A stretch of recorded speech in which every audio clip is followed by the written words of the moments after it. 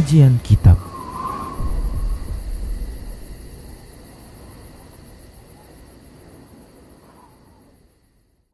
Bismillah, assalamualaikum warahmatullahi wabarakatuh.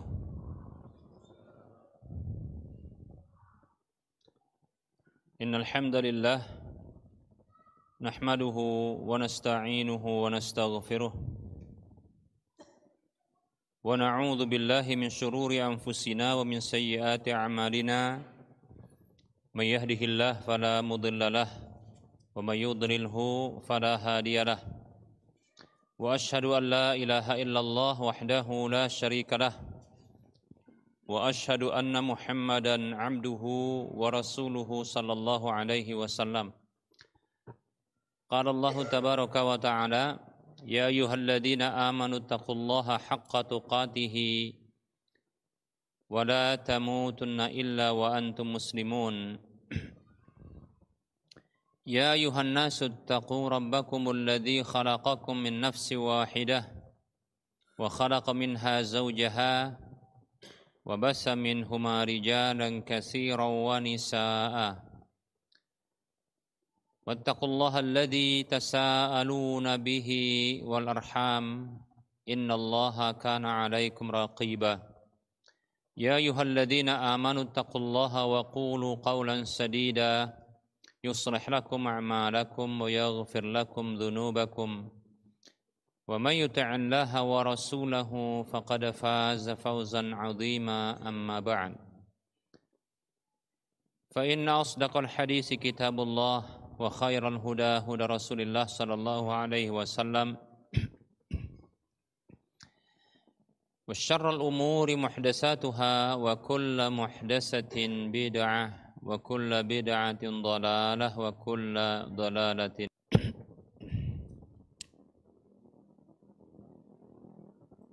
Alhamdulillah, mari kita bersyukur kepada Allah tabaraka wa ta'ala atas nikmat dan kebaikan yang Allah berikan. Nikmat yang tiada putus-putusnya, kebaikan yang berterusan bagi diri kita. Kita masuki bahasan baru pada pertemuan kali ini, pembahasan yang baru, yaitu Kitabul Aimani wan Nuduri. Itu kitab pembahasan tentang sumpah-sumpah dan nazar. Sudah berlalu pembahasan tentang haji dan umroh, sudah berlalu ya. Nah, kita masuki pembahasan baru, yaitu terkait dengan sumpah-sumpah dan nazar. Pertama sekali kita akan bahas terkait dengan sumpah. Definisi dari sumpah yang disebut juga ya dalam bahasa fikihnya adalah al-aiman. Al-aimanu lughatan jam'u yaminin. Aiman itu secara bahasa adalah bentuk jamak atau plural dari yamin. Wa aslul yamini fil lughati al-yadu. Makna asal dari yamin itu secara bahasa adalah tangan kanan. Yamin itu tangan kanan. Wa utriqat 'alal halifi li annahum kanu idza tahalafu daraba kullu wahidin atau kullu imri'in minhum bi yaminihi 'ala yamini sahibihi. Dinyatakan ya yamin itu untuk sumpah karena dahulu orang-orang apabila mereka bersumpah, mereka ya menjabatkan masing-masing tangan mereka yang kanan kepada ya lawan yang menjadi atau orang yang mau ditegaskan ya pernyataan itu dengan sumpah. Demikian. Jadi orang dulu begitu dia. Demi Allah gitu ya, dipegang tangannya, jabat tangan gitu dia. Jadi tangan kanan dengan tangan kanan. Jadi itu seolah-olah disebut dengan apa? Sumpah, padahal yamin itu sumpah. Padahal yamin itu artinya tangan kanan. Baik. Nah, itu kira-kira latar belakang kenapa sumpah itu disebut dengan yamin, padahal yamin itu artinya tangan kanan. Wal yaminu syar'an, yamin secara syar'i adalah tauqidu syai'i bi dzikri ismin aw sifatin lillahi. Yamin itu yang diterjemahkan dengan sumpah adalah menguatkan atau menegaskan sesuatu dengan menyebutkan nama atau sifat Allah Subhanahu wa taala. Nah, itu makna sumpah secara syar'i. Ya. Makna sumpah secara syar'i demikian. Nah, langsung disebutkan di sini nama ataupun sifat bagi Allah Subhanahu wa taala. Karena ketika sumpah itu tidak disebutkan nama, ya, tidak disebutkan nama Allah, tapi disebutkan nama selain Allah Subhanahu wa taala, maka menjadi sumpah itu bukan syar'i, bahkan syirik dia, kufur dia. Ya. Nabi SAW beliau bersabda, "Man halafa bi ghairillahi faqad asyraka." Ya. Siapa saja yang bersumpah dengan selain nama Allah, maka sungguh dia telah berbuat syirik. Dalam tambahan yang lain adalah au kafaro, atau dia berbuat kufur. Baik para hamba Allah rahimani wa rahimakumullah. Ya. Hadisnya sahih. Jadi bersumpah dengan selain Allah Subhanahu wa taala, dengan selain nama Allah Subhanahu wa taala, maka itu merupakan bentuk kesyirikan. Ya, hadis riwayat Tirmidzi dan Abu Daud. Baik para hamba Allah rahimani wa rahimakumullah. Jadi itu definisi sumpah. Jadi bisa disebutkan nama Allah atau sifat Allah Subhanahu wa taala. Apa contohnya kalau dengan sifat Allah Subhanahu wa taala? Kalau dengan nama Allah itu yang masyhur bagi kita adalah wallahi, demi Allah, ya. Nanti akan kita sebutkan beberapa bentuknya, ya, wallahi, tallahi, billahi. Ya. Nah, bisa juga dengan selain dengan sifat Allah Subhanahu wa taala, seperti demi keperkasaan Allah, demi kekuasaan Allah, demi kasih sayang Allah. Nah, begitu, boleh ya. Demikian. Nah, itu sifat-sifat bagi Allah Subhanahu wa taala.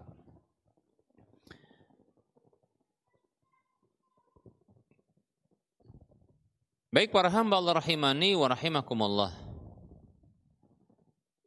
Sumpah itu disyariatkan, ditetapkan, ya, pensyariatan sumpah itu berdasarkan kitabullah Al-Quran, sunnah Nabi SAW, dan ijma' para ulama.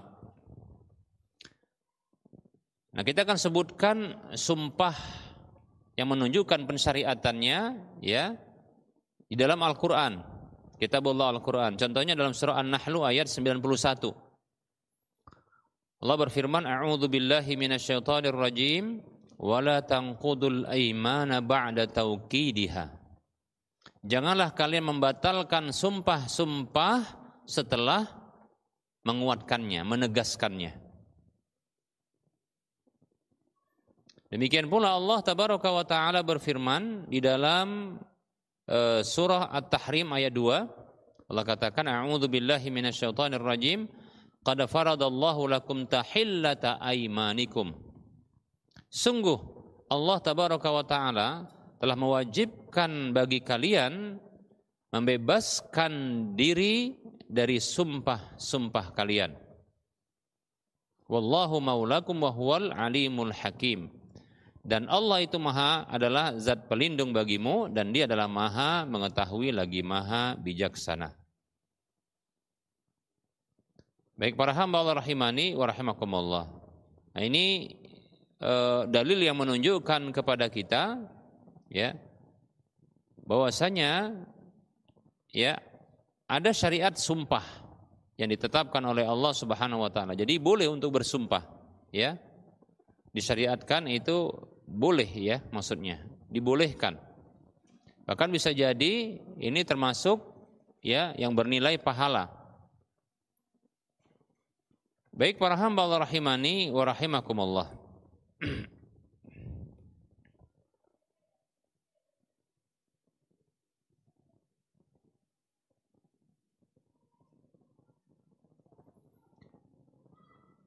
Waqad amara Allahu azza wa jalla nabiyahu sallallahu alaihi wasallam bil qasami fi salasati mawadhi'a min kitabih. Sungguh Allah tabaraka wa taala telah memerintahkan nabinya Muhammad sallallahu alaihi wasallam untuk bersumpah di 3 tempat dalam Al-Quran. Contohnya dalam surah Yunus ayat 53. Allah berfirman, A'udzu billahi minasyaitonir rajim wa yastanbi'unaka ahaqqun hu qul i wa rabbi innahu lahaqq wa ma antum bimu'jizin.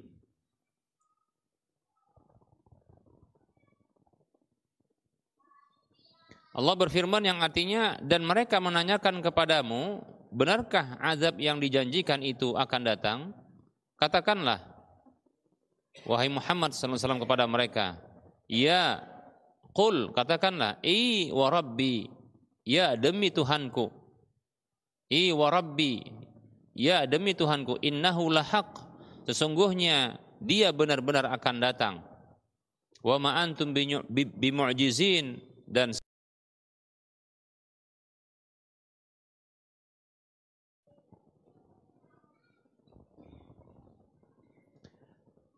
di tempat yang kedua yaitu dalam surah Saba ayat 3. Surah Saba ayat 3. Allah berfirman, A'udzu billahi minasyaitonir rajim.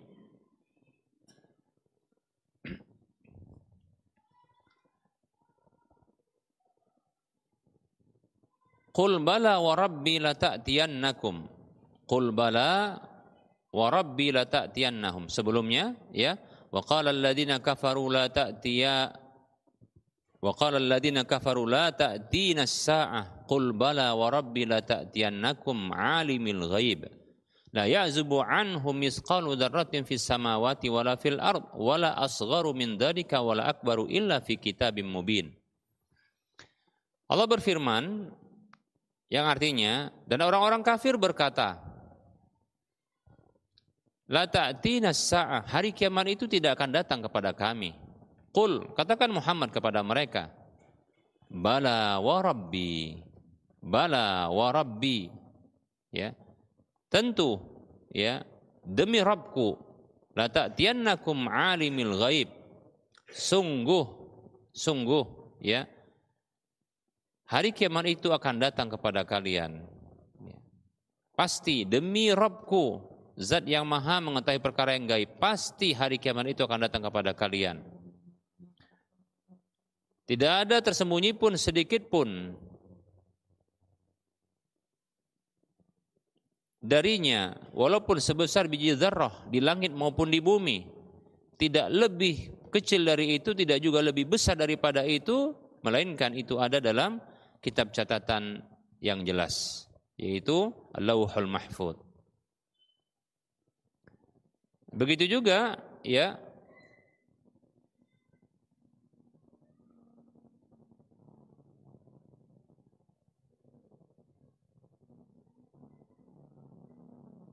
Allah berfirman di dalam surah At-Taghabun ayat 7.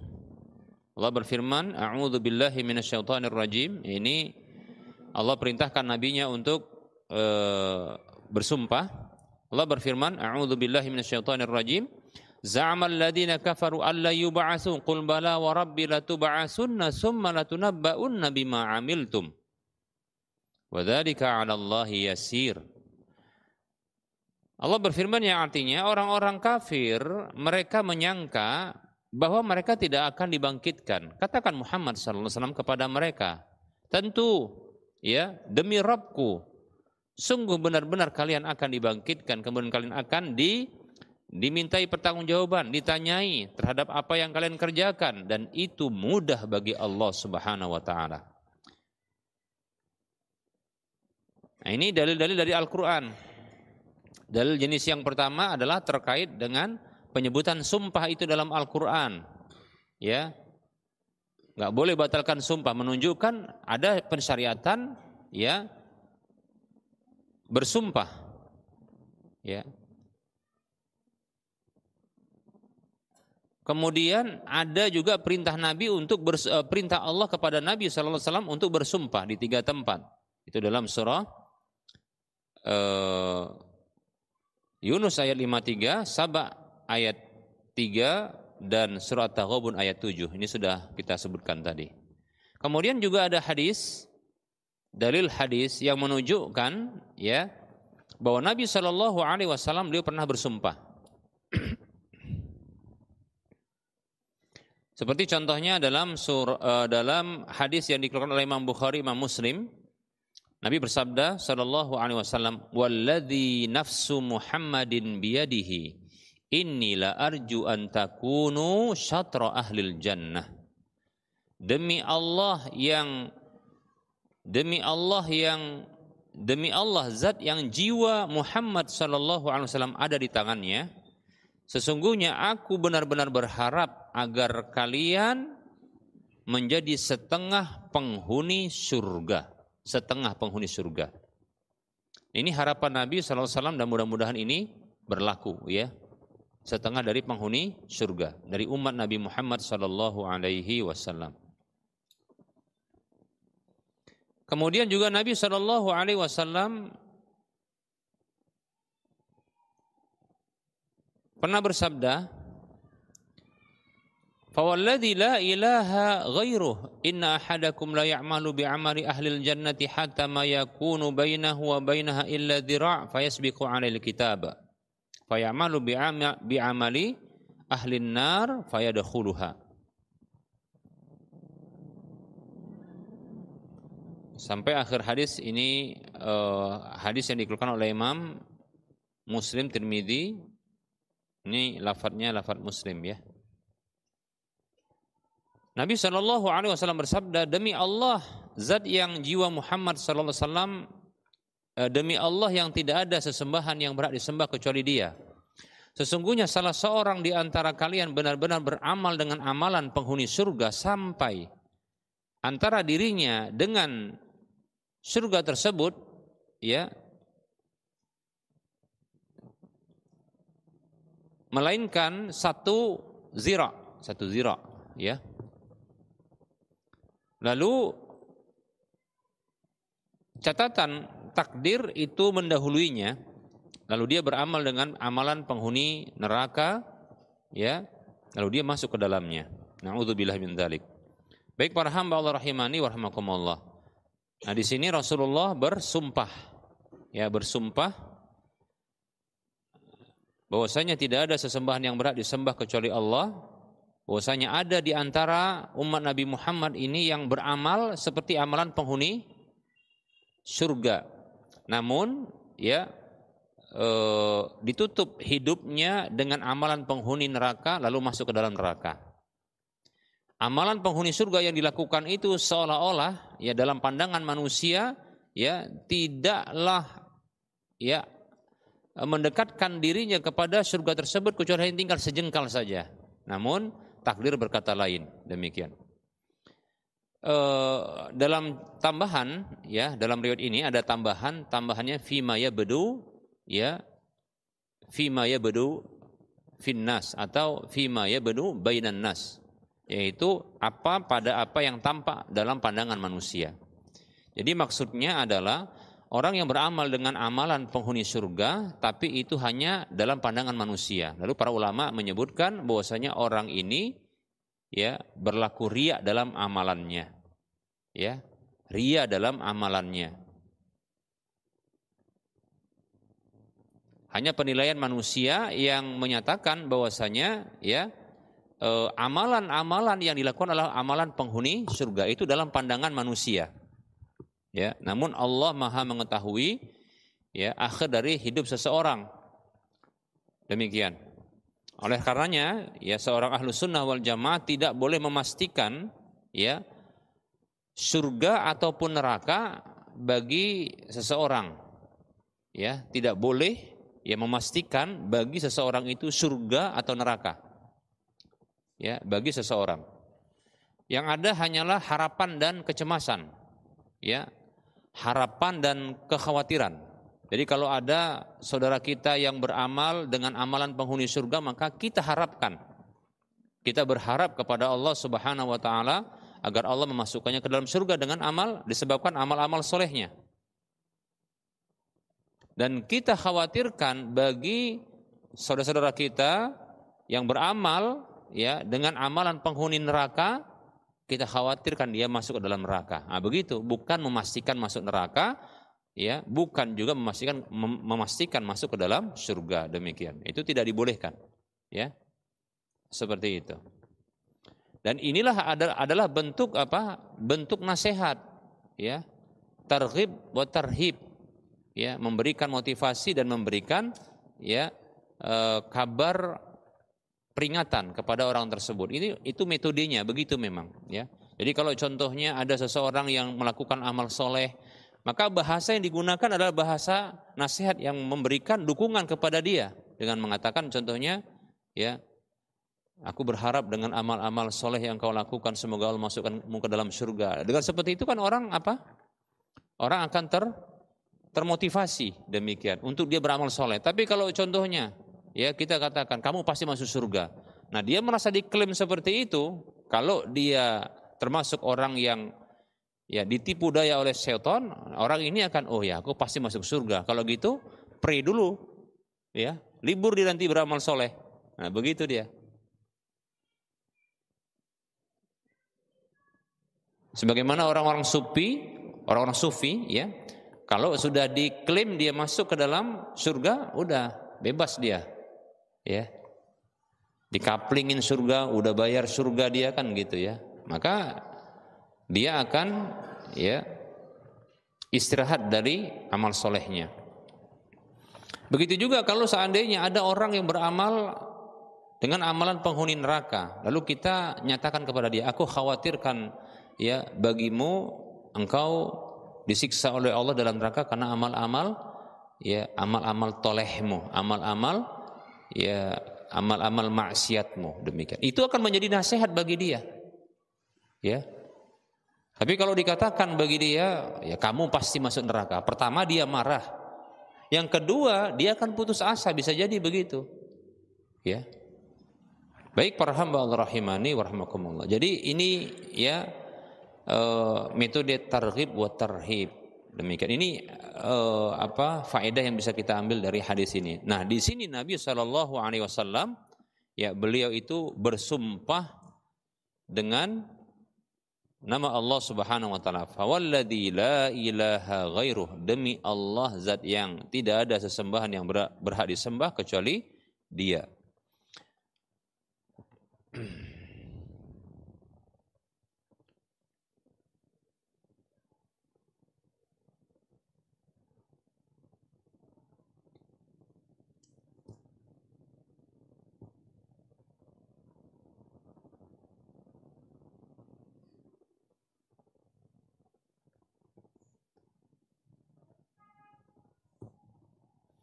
Banyak contoh-contoh dalam hadis yang lain.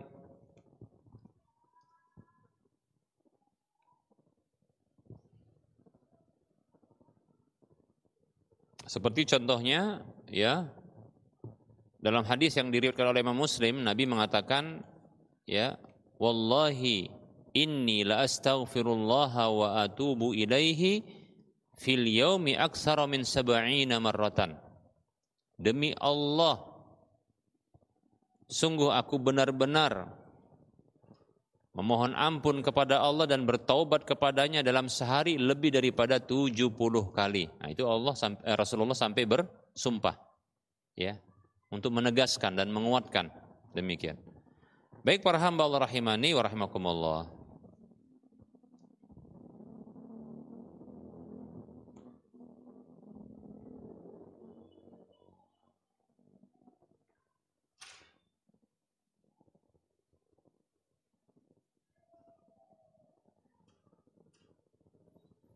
Baik para hamba Allah rahimani wa rahimakumullah.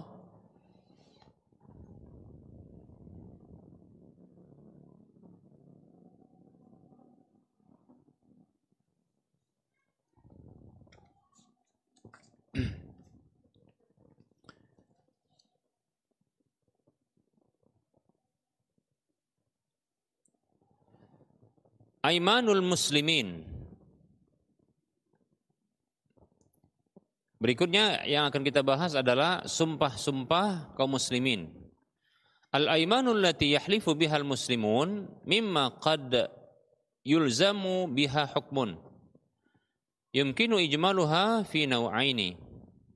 Sumpah-sumpah yang orang-orang muslim bersumpah dengannya, termasuk apa yang terkadang itu memberikan konsekuensi hukum.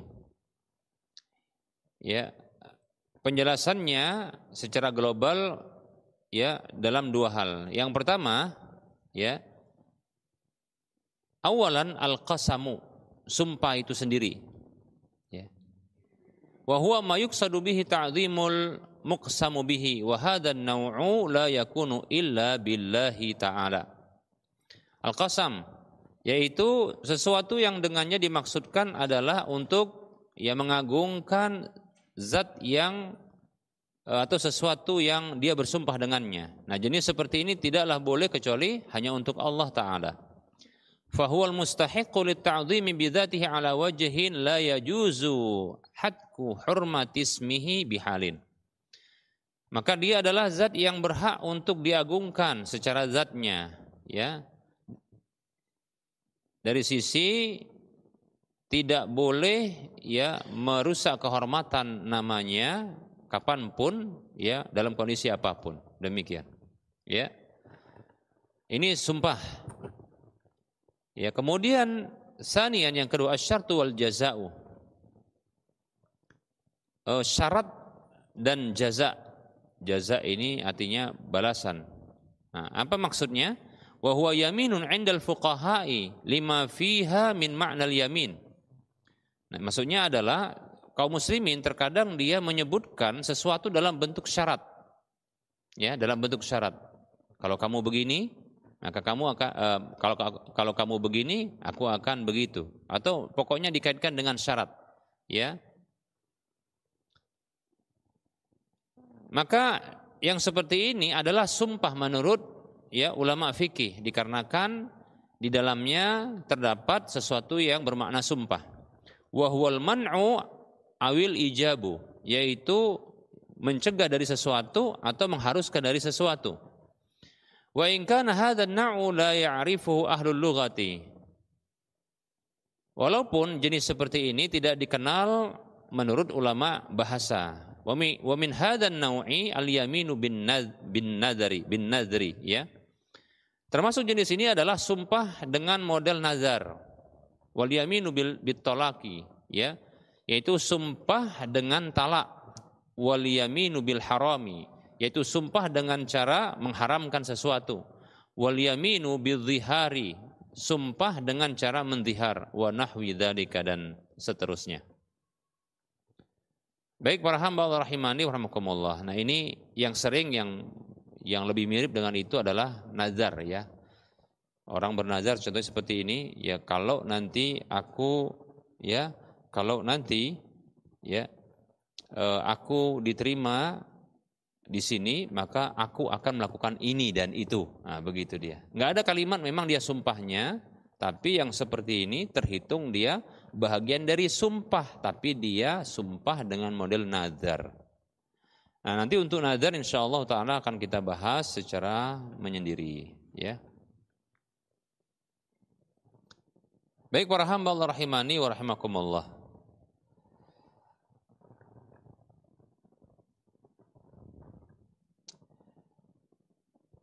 La yanbaghi al-iksaru minal halfi, tidak seharusnya ya kita itu banyak melakukan sumpah. Kenapa? Karena banyak bersumpah ini jelek, buruk, ya. Sumpah itu dibutuhkan kalau memang kita diragukan. Sumpah itu dibutuhkan apabila untuk menguatkan sebuah hal yang diragukan oleh pihak lain. Maka silahkan ketika itu bersumpah, ya. Baik para hamba Allah rahimani wa rahimakumullah, tapi jangan terlalu sering, ya, karena datang celaan di dalam Al-Qur'an, dalam surah Al-Qalam ayat 10 Allah katakan a'udzu billahi minasyaitonir rajim wa la tuti' kulla hallafim mahin.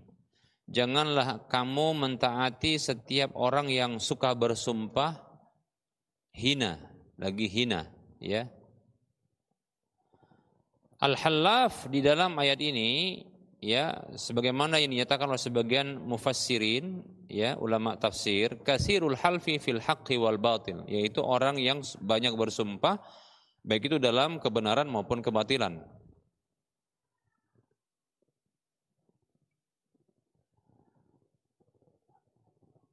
Jadi jangan banyak bersumpah, ya. Bersumpah bila dibutuhkan dan diperlukan, demikian, ya. Baik para hamba Allah rahimani wa rahimakumullah. Cukuplah firman Allah Subhanahu wa taala yang mengatakan wahfadhu aimanakum. Allah berfirman dalam surah Al-Maidah ayat 89. Jagalah sumpah-sumpah kalian, ya. Yaitu tahanlah diri dari bersumpah. Ya, itu menurut satu tafsiran ulama, ya. Maksud wahfadhu aimanakum bisa memang maknanya menjaga sumpah, jangan dibatalkan. Bisa juga maknanya tahan diri dari ya banyak bersumpah. Nah, seperti itu. Baik para hamba Allah rahimani wa rahimakumullah.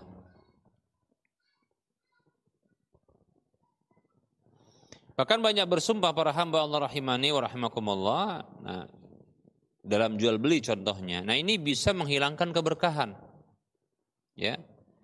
Bisa menghilangkan keberkahan dan kebanyakan ya para pedagang dia untuk meyakinkan pembeli dia bersumpah.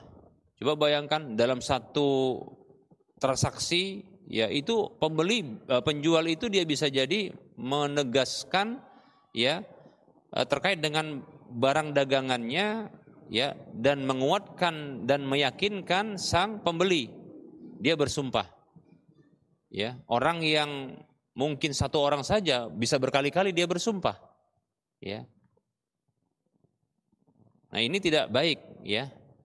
Seolah-olah, ya, nama Allah itu diobral untuk dagangan, ya. Nah seperti ini. Nah ini terlarang yang seperti ini. Baik para hamba Allah rahimani wa rahimakumullah. Nah kalau satu orang saja dia bersumpah berkali-kali, gimana kalau banyak orang? Itu kalau jadi beli.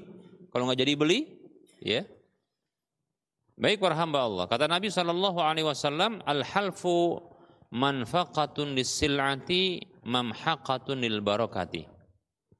Hadis ini dikeluarkan oleh Imam Bukhari, Imam Muslim. Sumpah itu bisa melariskan dagangan, betul memang, ya. Apalagi orang Islam.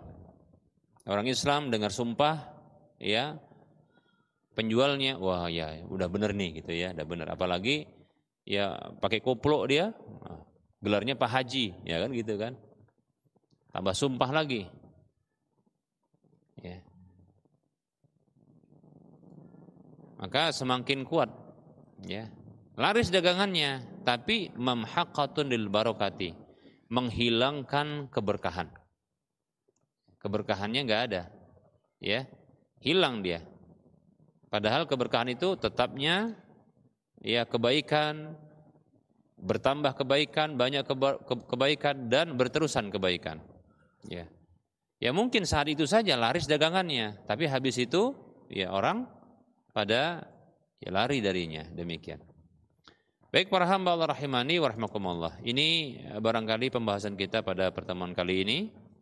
Insyaallah taala kita akan lanjutkan bahasan sumpah ini, masih panjang ya bahasan sumpah ini insyaallah taala.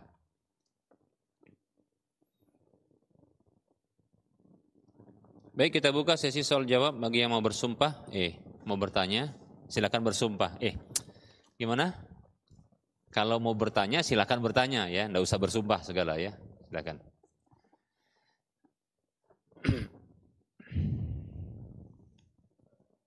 Baik, silakan. Mau bersumpah?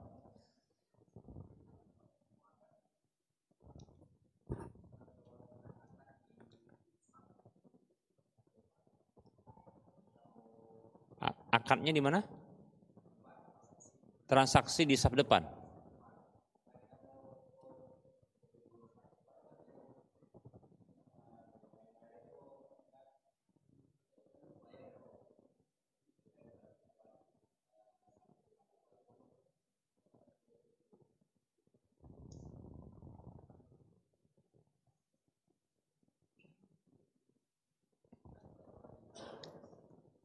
Emang ada kayak gitu? Jadi itu ya mungkin apa ya, saking udah mindsetnya mindset akhirat itu ya. Sampai begitu dia, berlomba-lomba ya. Memang ada hadisnya yang begitu ya, lastahamu ya. Andaikan mereka mengetahui pahala yang terdapat di saf yang pertama ya, pada nidaul awal yaitu azan yang pertama ya, itu hadir di saf pertama, kemudian lebih cepat datangnya, itu pasti mereka akan lastahamu. Pasti mereka akan ya melakukan qur'ah. Apa itu? Mengundi. Nah, mengundi. Nah, begitu. Kalau kalah dia mungkin udahlah aku bayar ini kan gitu mungkin ya. Nah, baik ya, itu memang seperti itu kalau tahu, tapi nah ini nunjukkan ya kita aja masih ada yang begini ya. Monggo silakan di depan, silakan. Nah, gitu kan? Nah, gitu. Tapi kalau apa? Kalau antrian makanan belakang ya, saya duluan ke depan. Nah, gitu dia. Nah, ini cinta dunia. Isar itu mendahulukan apa? Mendahulukan orang lain itu dalam urusan dunia. Malah kalau dalam urusan dunia duluan Pak, silakan monggo. Ya.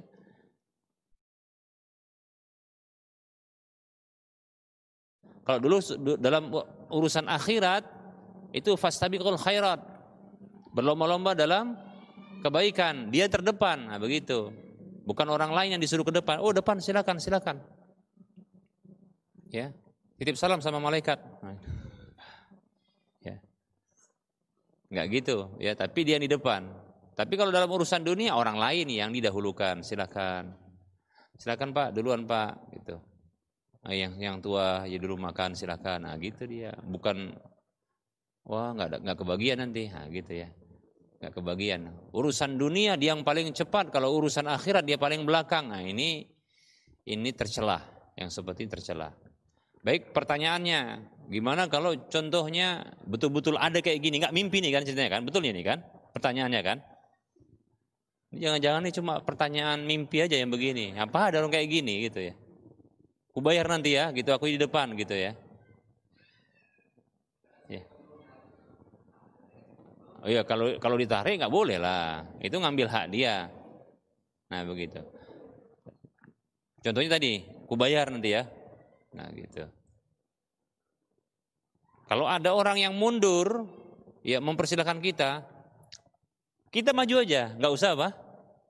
Nggak usah kita ngalah. Ya berarti dia yang ini, oh aku mengharapkan pahala yang besar. Enggak, tetap kalah dia, paham nggak? Ya, contohnya, ya kalau saya beruntung gitu kan, contohnya ada saya masuk gitu kan, ini ustadz di depan, suruh depan gitu kan. Padahal telat gitu, mestinya apa di belakang. Tapi disuruh ke depan, ya cocok lah begitu. Bukan lantas orang yang tadi ngalah tadi dapat pahala besar, enggak, dia malah jadi mafdul, paham nggak? Mafdul, afdol yang di depan, mafdul yang di belakang. Nah gitu dia, kalah. Jangan mau. Kata Rasulullah sampai apa kok? Apa tadi? Sampai undian begitu. Karena sama-sama punya hak untuk di depan. Nah, ketika mau sama-sama maju, karena mau dapat pahala, maka undi atau kubayar. Nah, sekarang kalau dibayar, apakah boleh? Ya itu namanya transaksi. Tetap transaksi, nggak boleh gitu. Tapi memang ada kayak gitu. Heran aja ada kayak gitu enggak itu gitu maksudnya enggak. Ya. Jangan-jangan ngimpi itu. Dunia dongeng itu. Ya kalau seperti itu, kalau kan andai namanya kan gitu ya. Kalaupun ada yang begitu enggak boleh tetap karena itu termasuk jual beli, menjual kesempatan namanya. Enggak boleh. Ya, menjual peluang. Wallahu a'lam.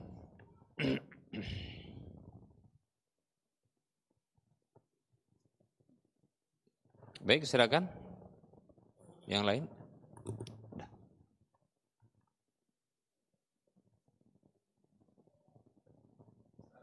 Ya, silakan.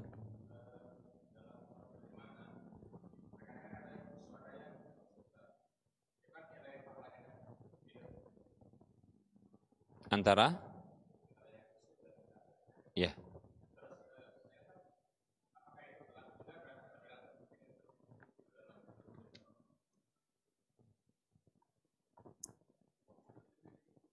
berlaku bagi fokus itu konsentrasi. Konsentrasi itu khusyuk. Nilai pahalanya ya tentu. Iya.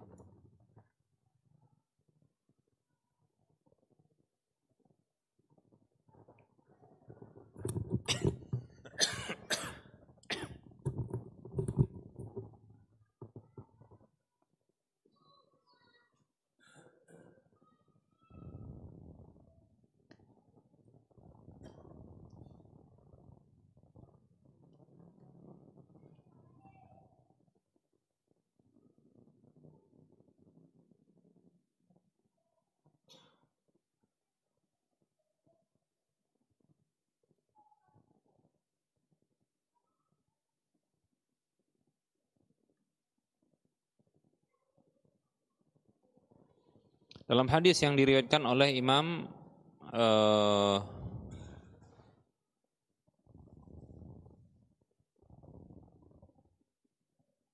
Abu Daud dengan derajat yang hasan, Nabi SAW bersabda, Inna rajula la yansarifu wa ma kutiba lahu illa ushru salatihi wa tusu'uha wa sumunuha wa subu'uha sudusuha khumusuha rubu'uha sudusuha nisfuha. Sesungguhnya seseorang benar-benar dia selesai dari sholatnya. Selesai dari sholatnya. Dalam riwayat yang lain, Innal amda la yusalli as-salata ma yuktabu lahu minha illa ushruha tusu'uha sumunuha subu'uha sudusuha khumusuha rubu'uha sudusuha nisfuha. Sesungguhnya seorang hamba benar-benar dia sholat dengan sebuah sholat tidaklah dicatat untuk dia darinya kecuali 1/10-nya, 1/9-nya, 1/8-nya, 1/7-nya, 1/6-nya, 1/5-nya, 1/4-nya, 1/3-nya, setengahnya. Disebutkan dengan seperti ini. Lalu penjelasannya oleh para ulama disebutkan ini terkait dengan al-khusyu'u wa tadabburu ruhus salati. Khusyuk dan tadabbur ketika sholat itu adalah ruhnya sholat. Nah, jadi terkait dengan khusyuk, konsentrasi, berpengaruh bagi pahala. Nah demikian. Begitu Pak ya. Gitu tadi pertanyaannya kan, terkait dengan apakah khusyuk ini memberikan pengaruh bagi derajat atau nilai pahala sholat? Jawabannya benar. Demikian. Walaupun bukan hanya terkait dengan khusyuk, ya, tapi terkait juga dengan tata cara sholatnya. Itu pengaruh juga. Demikian. Artinya tata cara sholat sesuai dengan petunjuk Nabi atau tidak, maka ini juga memberikan pengaruh, ya, bagi apa? Bagi nilai sholat tersebut. Ya, karena Nabi mengatakan sallallahu alaihi wasallam, ya, sallu kama ra'aitumuni usalli, salatlah kalian sebagaimana kalian melihat aku salat. Nah, salat itu termasuk amalan. Nabi mengatakan sallallahu alaihi wasallam, ya, man amila amalan laisa alaihi amruna fahuwa raddun. Siapa saja yang beramal dengan sebuah amalan yang tidak ada perintah kami padanya, maka tertolak. Sampai dia tertolak, kayak begitu. Demikian. Jadi kalau tertolak berarti nggak ada nilai sama sekali. Wallahu ta'ala a'lam. Baik.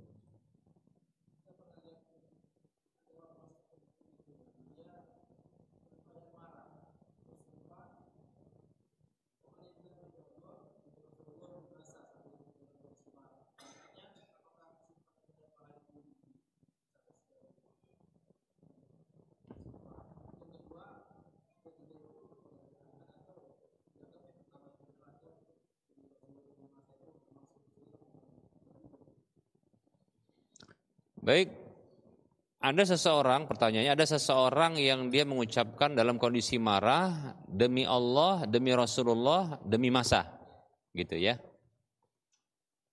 Nah, bagaimana kondisi sumpah dalam kondisi sumpah dalam kondisi marah, demikian. Apa hukumnya, ya, masing-masing dari sumpah tersebut yang 3 tadi. Demi Allah, maka ini kalimat yang disyariatkan, ya.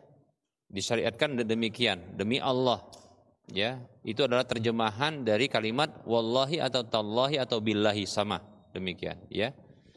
Adapun demi Nabi Muhammad SAW, maka Nabi Muhammad SAW adalah makhluk, ya. Begitu juga demi masa, ya, ini adalah makhluk. Maka ini merupakan bentuk sumpah dengan selain Allah. Maka berlaku hadis Nabi SAW, man halafa bi ghairillahi faqad asyraka au kafara. Di riwayat Abu Daud. Siapa saja yang bersumpah dengan selain Allah, maka sungguh dia telah berbuat syirik atau berbuat kufur. Ini dihukumi dengan syirik kecil atau kufur kecil. Demikian, ya. Nah, seperti itu. Mungkin muncul lagi pertanyaannya, bagaimana dalam kondisi, bukankah dalam Al-Quran itu ada Allah Subhanahu wa taala bersumpah dengan masa, gitu ya. Seperti wal asri, demi masa. Ya. Wal laili, demi malam contohnya. Wad duha, demi waktu duha, itu kan waktu-waktu. Nah, gimana yang seperti itu? Nah, Allah kan kasih contoh dalam Al-Quran begini. Maka kita katakan, ya, tidak ada hukum bagi Allah Subhanahu wa taala. Ya, hukum itu berlaku bagi hamba-hamba Allah Subhanahu wa taala. Allah bersumpah dengan makhluk-makhluknya, itu urusan Allah Subhanahu wa taala. Allah tidak diikat dengan hukum, paham ya? Bahkan dia memberikan hukum. Yang diberlakukan lewat lisan Rasulullah sallallahu alaihi wasallam adalah apa? Larangan bersumpah dengan selain Allah. Itu berlaku bagi siapa? Makhluknya, bagi hamba-hamba Allah. Adapun bagi Allah Subhanahu wa taala, maka Allah terserah dia mau bersumpah dengan siapapun. Tapi para ulama menyebutkan tidaklah Allah bersumpah dengan salah satu makhluknya, melainkan itu disebabkan karena begitu, ya, mulianya makhluk tersebut di sisinya. Dan sebab berikutnya, dikarenakan besarnya manfaat makhluk itu di sisi makhluk yang lainnya. Demikian. Ya, masa, ya kita katakan tidak ada satu makhluk pun yang terlepas dari masa. Bahkan dia melewati masa, dari masa ke masa, demikian. Nah, seperti itu. Itu menunjukkan begitu besarnya manfaat masa itu bagi manusia. Tapi tidak boleh manusia bersumpah dengan masa, karena itu makhluk. Ya, tidak boleh demikian. Baik, tetap saja itu dihukumi syirik atau kufur. Permasalahannya dalam kondisi marah. Bagaimana kondisi marah yang seperti itu? Marah itu ada beberapa kondisinya. Pertama, marah yang menghilangkan kesadaran. Maka marah dalam kondisi seperti ini tidak berlaku hukum bagi dia. Karena seperti orang yang gila. Ya. Sementara orang gila itu, kata Nabi SAW, rufi'al qalamu an salasatin, diangkat pena pencatat amal dari 3 jenis orang. Ya, anin naimi hatta yastayqidha, dari orang tidur sampai dia bangun. Itu juga terkait dengan akalnya, enggak sempurna. Bahkan ketika itu tertutupi akalnya dengan tidurnya. Kemudian wa anis sabi hatta yahtadima, dari anak kecil sampai dia baligh. Anak kecil juga terkait dengan akal, akalnya belum sempurna. Baru yang berikutnya wa anil majununi hatta yafiqa, dari orang gila sampai dia siuman, sadar dari gilanya. Demikian. Jadi orang yang marah, ya, tertutup akalnya, ya, maka enggak berlaku hukum bagi dia, enggak ada dosa kesyirikan baginya. Kemudian yang kedua, apabila dia marah dalam kondisi menyadari apa yang diucapkannya, ya, maka sepakat yang seperti ini dia berdosa karena dia masih menyadari. Demikian. Kondisi marah yang ketiga adalah kondisi, ya,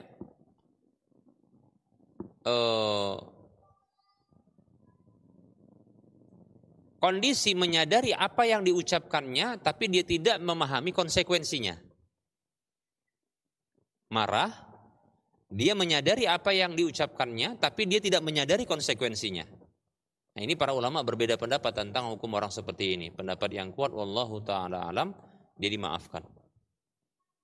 Ya, karena dia nggak sadari konsekuensinya. Jadi setengah-setengah parsial dia.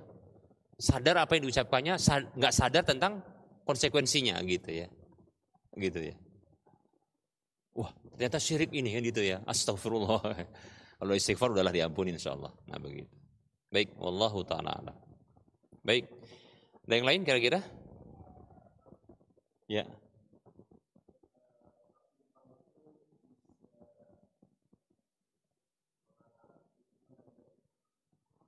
Apakah sumpah itu bisa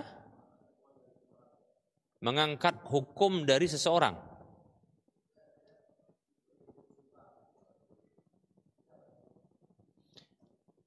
Oh, dalam kasus qada.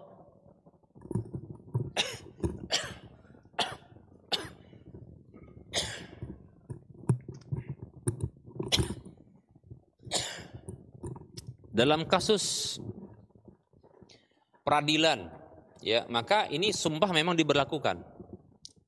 Dalam hadis yang diriwayatkan oleh Imam Ahmad kalau tidak salah, tapi atau yang lain lupa, ya. Nabi bersabda sallallahu alaihi wasallam, "Lau yu'tan nasu bid'awahum ladda'a rijalun amwala qaumin wa dima'ahum. Lakinil bayyinatu 'alal mudda'i wal yaminu 'ala man ankar." Andaikan orang-orang itu diberikan apa yang mereka inginkan dengan sekedar dakwahum, klaim mereka, tuntutan mereka, ladda'a rijalun amwala qaumin wa dima'ahum, pastilah orang-orang itu akan mengklaim, menuntut, ya, harta-harta orang atau darah-darah orang. Maksudnya apa? Wah, ini orang ini harta saya. Kalau sekedar menuntut nanti akan diberikan, gitu ya. Gitu kan? Oh, ini orang ini bunuh keluarga saya, maka bunuh dia, gitu. Kalau dia contohnya dendam, nggak suka sama orang itu, atau dia pingin, ya, mendapatkan harta orang lain, dia klaim harta tersebut. Kalau sekedar dengan klaim-klaim saja itu bisa diberikan, pasti orang akan begitu, paham ya? Nabi mengatakan lakinil bayyinatu 'alal mudda'i, akan tetapi bukti bagi orang yang mengklaim. Dia tuntut bukti, wal yaminu 'ala man angkar, dan sumpah bagi orang yang mengingkari. Jadi kalau contohnya dia dituduh, ya, dituduh berzina. Karena sudah menikah, kalau zina maka dia ini apa? Hukum rajam, kan gitu. Nah, untuk orang yang dituduh tadi cukup dia sumpah demi Allah. Jadi kalau di peradilan dihadirkan dia. Dihadirkan semua orang yang menuduh. Cukup bagi dia disumpah. Demi Allah saya tidak melakukannya. Oh, gitu. Kewajiban orang yang menuntut dia datangkan bukti. Karena dia menyelisihi hukum asal. Kalau dia menyelisih hukum asal, dia harus datangkan bukti. Gitu dia. Jadi semua yang menyelisih hukum asal maka dia mendatangkan bukti. Apa saja? Ya. Orang menuduh, mengklaim. Ketika dia klaim, mana buktinya? Dia nganggap dia benar. Makanya kata Allah, hatu burhanakum in kuntum shadiqin. Datangkan bukti kalian kalau kalian betul-betul orang jujur, orang benar. Ah, begitu dia. Klaim. Sampai pun dalam urusan agama, urusan ibadah. Hukum asal ibadah itu apa? Terlarang, nggak boleh. Nah, bagi orang yang mengklaim ini adalah ibadah, maka dia harus datangkan buktinya. Paham ya? Nah, gitu dia. Karena menyelisih hukum asal dia. Hukum asalnya apa? Terlarang. Dia datangkan bukti. Dia datangkan apa? Amalan-amalan begini, amalan begitu. Maka dia dituntut dalil, bukan orang yang mengatakan, oh ini bid'ah, ini bukan. Oh, kamu datangkan apa? Dalil kalau ini bid'ah, nggak begitu, kebalik. Paham ya? Jadi orang yang menyelisih hukum asal, dia yang datangkan bukti. Hukum asal dalam urusan dunia apa hukum asalnya? Halal, boleh. Bagi orang yang mengharamkannya, dia yang mendatangkan bukti. Paham ya? Nah, gitu. Contoh, buaya haram. Contoh gitu, kalimat ini. Buaya urusan apa ini? Makan ini, masalah makan. Urusan apa? Dunia. Yang mengharamkannya didatangkan bukti. Paham nggak? Apalagi kura-kura haram. Nah, orang yang mengharamkannya didatangkan bukti. Bukan mana dalil yang menunjukkan apa? Bukti, kalau yang mengatakan halal ini mana buktinya? Enggak gitu, kebalik dia. Paham ya? Nah, dalam urusan juga menuduh orang lain, mengklaim orang lain, mengklaim itu ya, orang lain, ya. Maka mengklaim terkait dengan orang lain yang itu asalnya bukan milik dia atau bukan orang tersebut melakukannya. Jadi contohnya kalau mengambil harta orang, dia mau klaim itu, dia harus datang bukti, paham ya? Karena dia menyelisih hukum asal. Asalnya harta itu bukan ada pada dia, harta orang. Ketika dia klaim itu, dia harus datangkan bukti, karena dia menyelisih hukum asal. Harta tidak di tangan dia, di tangan orang lain. Diklaim itu harta dia. Dia menyelisih hukum asal. Dia orang yang menyelisih hukum asal, datangkan bukti. Ini milik saya. Maka orang lain semuanya secara akal akan mengatakan, mana buktinya? Karena itu di tangan orang ini, katanya gitu kan. Datangkan buktinya, paham ya? Gitu juga contohnya, nuduh, oh itu orang berzina, hukum asal manusia bersih, paham ya? Ketika dia hendak diberikan sebuah hal yang buruk kepada orang tersebut, maka orang ini menyelisih hukum asal. Diwajibkan bagi orang yang mengklaim begini, nuduh begini, dia harus datangkan bukti. Nah gitu dia. Jadi begitu. Menyelisih hukum asal, dia wajib datangkan bukti. Adapun orang yang diklaim tadi, ya pihak yang dia ya digeser dari hukum asalnya, dia cukup bersumpah saja, gitu. Jadi contohnya kalau tadi kan, orang lain mengatakan itu harta saya, ya dihadirkan orang ini yang sampai naik ke pengadilan gitu kan, maka orang yang mengklaim mengatakan itu harta saya, nah dia datangkan bukti. Orang yang di tangan dia cukup mengatakan demi Allah ini harta saya, bukan datangkan bukti-bukti kalau itu milik kamu, enggak begitu, paham enggak? Enggak begitu. Ya.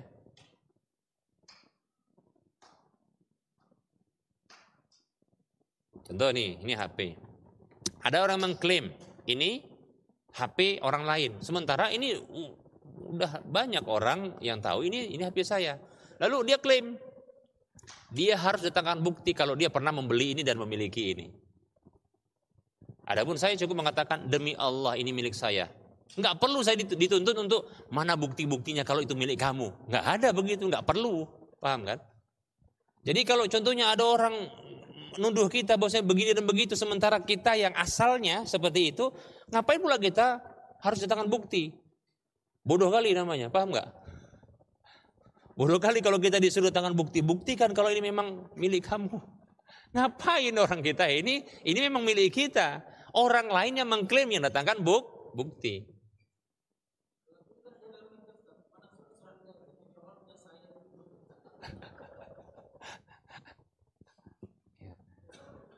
Pertanyaannya, polisi itu berhak nggak dia untuk minta surat-surat, itu masalahnya.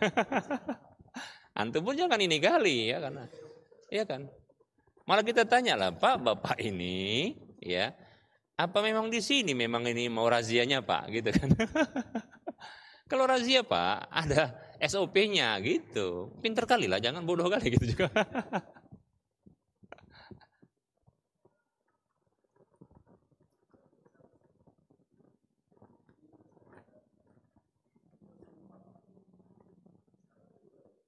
Gimana? Bukti ada. Iya. Itu bagaimana? Ya itu kembali kepada qadhinya, kepada hakimnya. Hakimnya kan akan menilai seberapa kuat dia bukti-bukti itu yang menunjukkan kebenaran bukti. Itu bukan lantas bukti itu lantas begitu dihadirkan diterima gitu, enggak.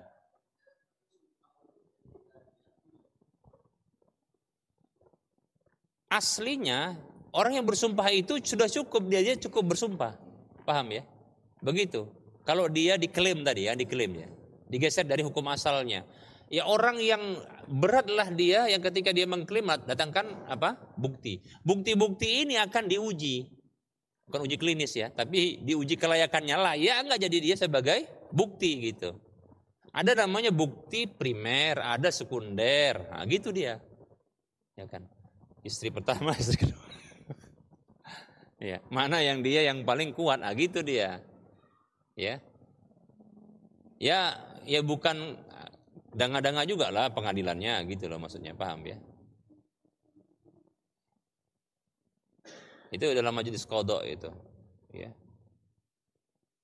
Baik, dalam pengadilan kita juga alhamdulillah ada begitu, ada bukti primer, sekunder, nah begitu. Berlaku dia.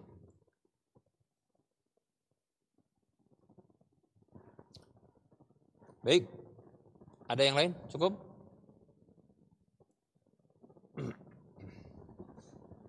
Apa? Semut.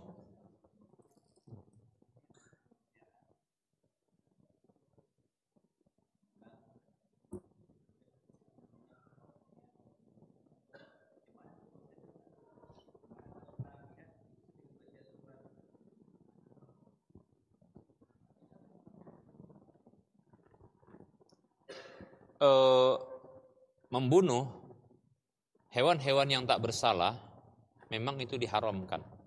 Ya, tidak bersalah dia diharamkan. Dilarang, tidak boleh, termasuk semut kalau dia tidak salah itu dibunuh, ya. Beda halnya kalau dia lewat, dia gigit. Nah, lalu secara spontan orang tadi memukul, matilah dia, maka itu nggak salah. Ya, tidak merupakan kesalahan demikian. Nah, begitu juga sebagian ulama mengkategorikan, ini muncul dalam fatwa-fatwa mereka terkait dengan hewan semut, ya, ketika ada di rumah. Nah, itu termasuk yang mengganggu. Nah, begitu. Sehingga disingkirkan. Nah, itu dengan cara membunuh ada yang membolehkan seperti itu. Tapi kalau anak pribadi condong sebelum dilakukan penyingkiran yang mengakibatkan pembunuhan atau kematian bagi semut-semut tersebut, itu diupayakan dibubarkan, ya. Kalau bisa bernegosiasi dengan mereka bagus itu. Negosiasi gitu kan. Ya. Ya, ada sih, saya pun tapi nggak tahu juga ini. Ada katanya apa? Bacaan Nabi Sulaiman yang dibacakan kepada apa ya? Ada satu surat itu dibacakan, katanya itu bisa seolah-olah seperti berkomunikasi begitu. Tapi coba aja, ya. Jangan diyakini dulu, tapi coba aja dulu. Ini apakah bisa atau enggak gitu kan? Ya, dibacakan itu ayatnya apa ya? Ya.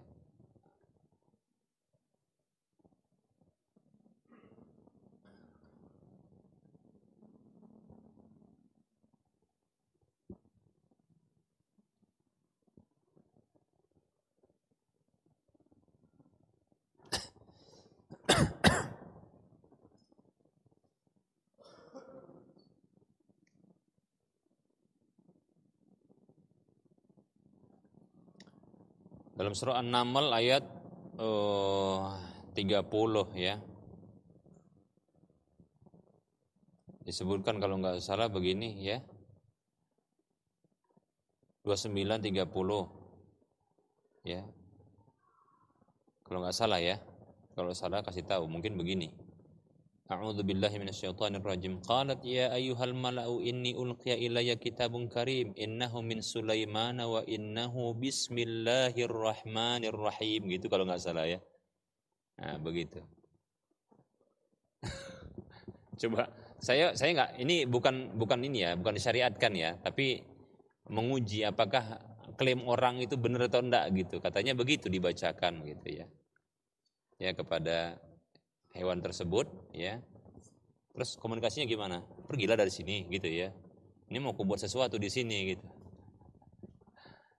Iya. Kalau seandainya wallahu alam ya, bisa mungkin diupayakan ya, mereka para semut ini bisa memahami apa yang kita inginkan, contohnya pergi gitu ya. Apakah kita contohnya menyapunya dulu, mengarahkan kepada sesuatu, contohnya satu tempat agar mereka berpindah ke sana. Ya mungkin dengan ya cara seperti itu ya, kalau bisa berhasil alhamdulillah gitu. Setidaknya mengurangilah mereka supaya nggak mati semua begitu ya. Diupayakan. Jangan langsung dirangsek gitu, langsung disiram, dibakar, diapa, nggak boleh ya gitu. Ya, diupayakan dulu untuk menyingkirkan mereka. Kalau seandainya juga nggak mau menyingkir, apa boleh buat? Nah, disitulah dia. Ya, setidaknya kondisinya sudah mendesak demikian. Wallahu taala a'lam. Baik, Barangkali ini saja ya. Gak ada yang lain kan? Ini saja barangkali yang bisa kita sampaikan. Mohon maaf atas segala kekurangan. Sallallahu ala Muhammad wa ala alihi wa ashabihi ajma'in. Subhanakallahumma wa bihamdika asyhadu an la ilaha illa anta astaghfiruka wa atubu ilaika walhamdulillahi rabbil alamin. Assalamualaikum warahmatullahi wabarakatuh.